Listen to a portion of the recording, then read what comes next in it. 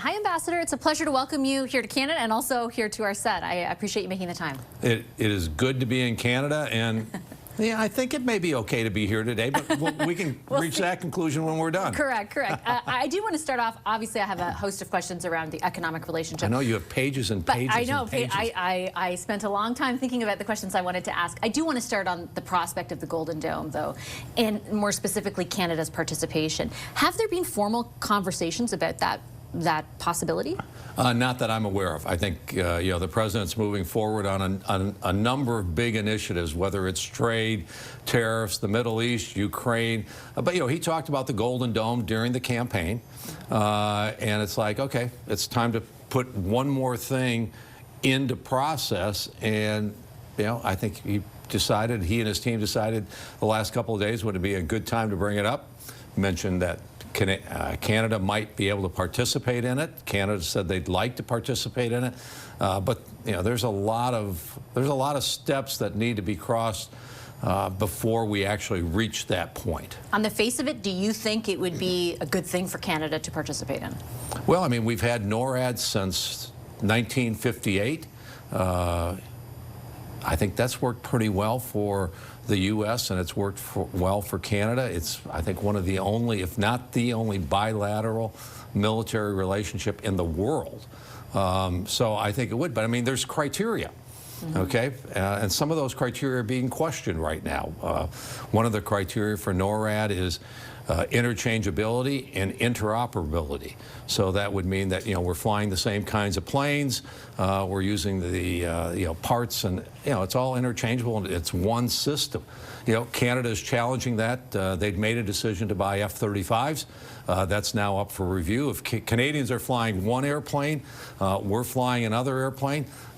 It's no longer interchangeable, and so that might even threaten NORAD without talking about new alliances that promise even more security and safety to our people. Is it your view that that NORAD is under threat?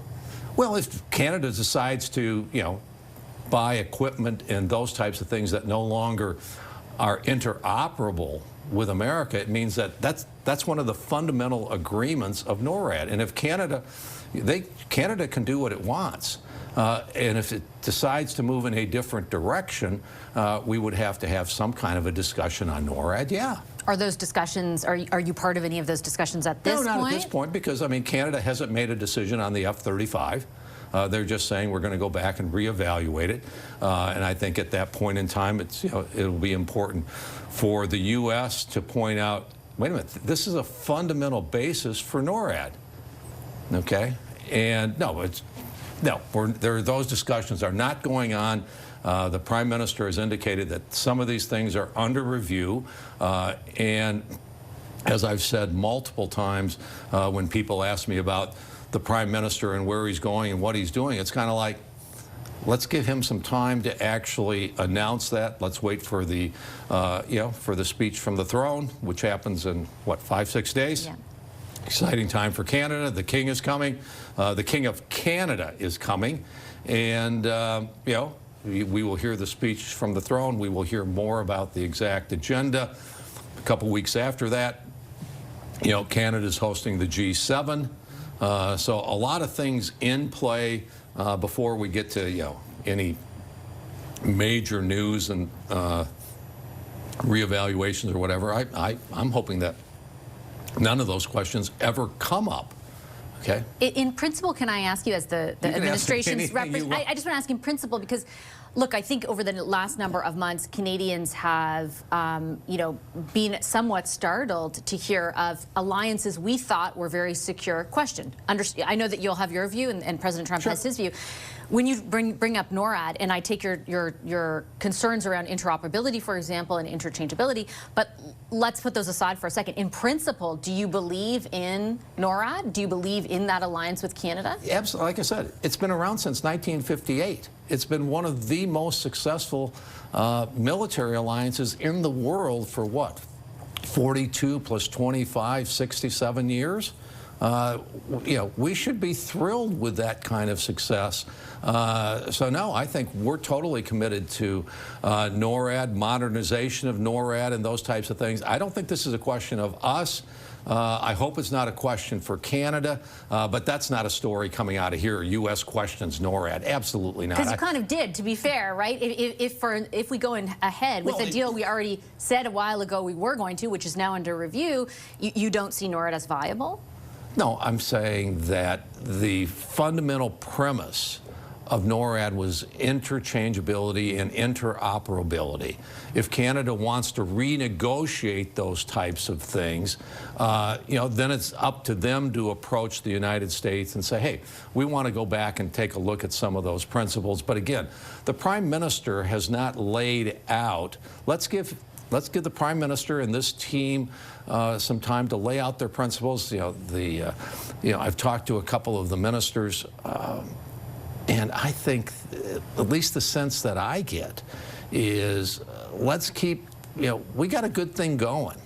You know, we need to build off of the success, whether it's militarily, the military success, whether it is the, you know, the business success, or just the personal relationships. We need to build off of those, all right? And that will be good for America, that will be good for Canada, but most importantly, we think it will increase the prosperity, the security, and the safety of Americans and Canadians. In that vein, I wanted to ask you about the economic relationship, and speaking of negotiations, and ask you whether the Trump administration wants, to be blunt, a new free trade deal with Canada.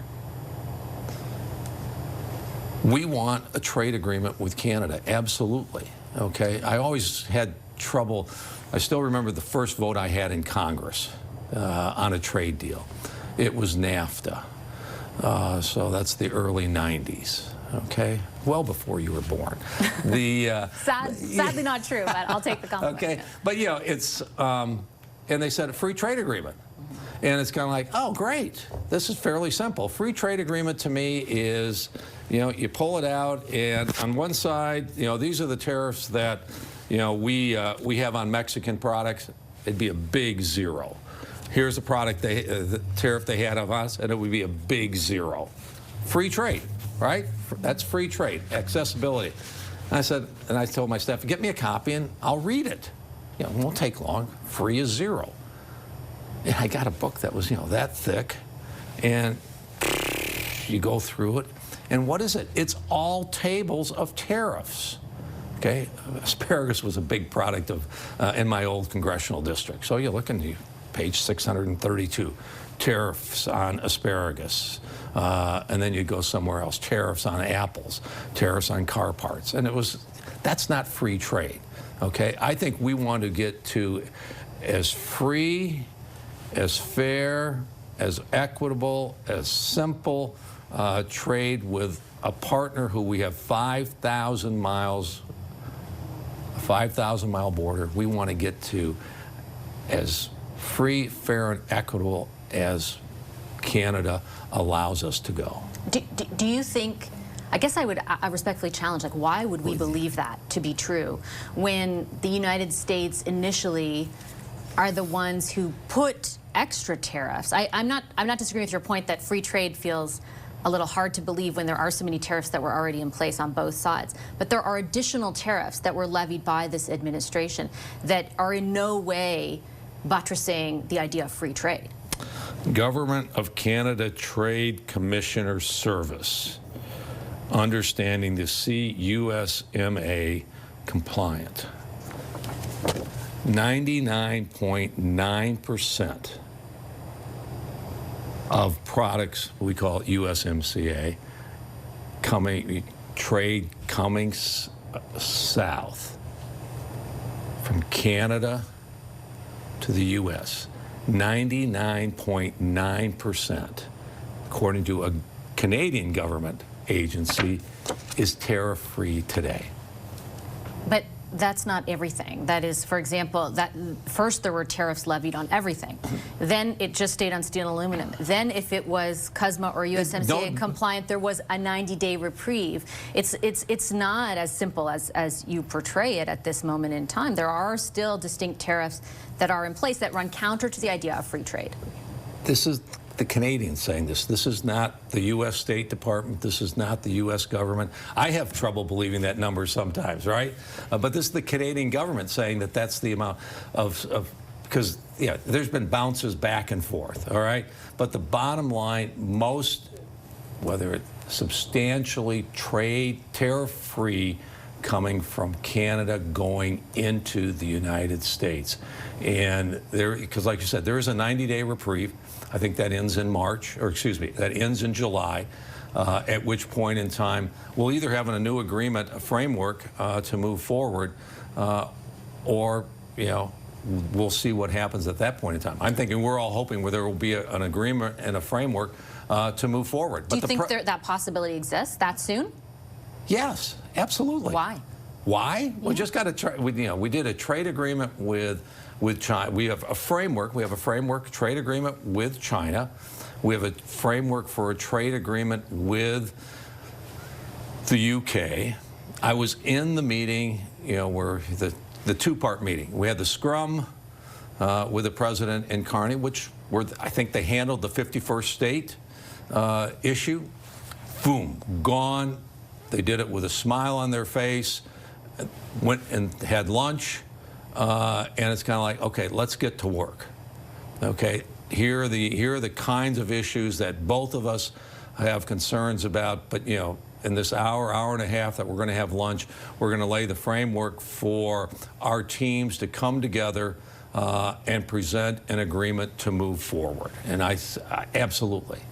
Why would Canadians trust that framework when there was an entire other agreement in place that your president then contravened on multiple instances? Yeah, there is no doubt, okay, and I think you got to be very, very careful with the word trust, okay? I spent a lot of time on our national security issues, okay? At one time in 2014, NATO met. And every country in NATO unanimously committed and pledged to spend 2% of their GDP on national security. I don't have a question in terms of on a day in and day out basis, do I trust the Canadians? I believe we can trust the Canadians and we can work with the Canadians. Am I disappointed that they're well short of their commitment on NATO? The answer is yes, I am. They committed to that just like the U.S. and they haven't. But does that mean that I go home or I tell my colleagues in Washington, you can't trust the Canadians? No, that has not crossed my mind. I think that's a fair point. I think I've interviewed countless defense. Of course, it's a fair point. No, I think I've interviewed countless defense ministers about our record on that and the fact that we have not met our commitments. Right. But this is your president signing an agreement and then contravening it himself, and in the meantime, in the interim, saying that he would use economic force to annex us. I think it would be almost naive of us to not at least raise the question of trust in moving forward in an economic partnership. Would it not? That's a question that you can ask amongst Canadians, all right? But if you ask me, can Canada trust America? It's kind of like, yeah, I think so. I don't think so. I know so, all right? There's a deep history going back between our two countries, all right? We fought side by side on the beaches of Normandy. There are lots of Americans of Dutch descent who were liberated by Canadian troops, including my parents. No, I believe you can trust us. I trust Canada.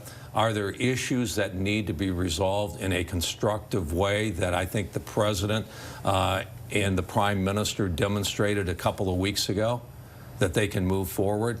Yeah, I think so. I'm confident they can. Is the objective, just final question, is the objective from your vantage point that all tariffs on both sides are removed? Like, is that, I feel as though Canadians have not really got even a clear answer from the federal government. Like, what is the end goal of all of this? Is it to go back to what it was before tariffs?